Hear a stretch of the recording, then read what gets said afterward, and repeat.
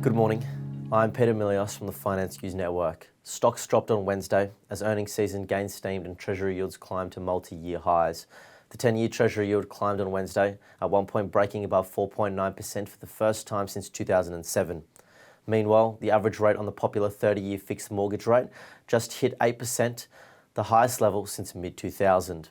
Overall, the Dow Jones Industrial Average slipped nearly 1%, the S&P 500 traded 1.3% lower, while the Nasdaq Composite slid 1.6%.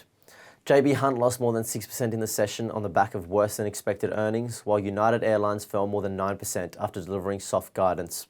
Morgan Stanley dropped more than 6% and was on pace for its worst day since 2020, as a weak performance from the bank's wealth management division overshadowed beats on both lines.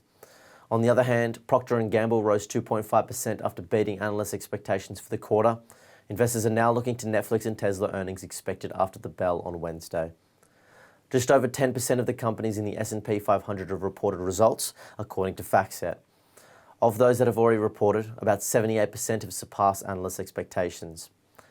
In unrelated earnings news, chip stocks such as Nvidia and Advanced Micro Devices struggled for a second session as investors continued selling off. The moves came after the US Department of Commerce announced plans to tighten restrictions on the sale of advanced artificial intelligence chips to China on Tuesday.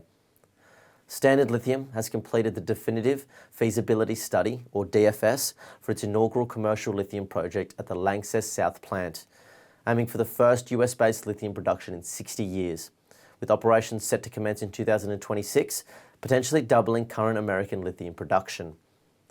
Wall Street also continued to assess the impact of the ongoing Israel-Hamas war. US President Joe Biden visited Israel on Wednesday as part of a trip aimed at showing solidarity with the country. Overall, all US sectors except for consumer staples and energy closed lower overnight. The SPY futures are pointing to a 1.2% fall. Thank you for listening.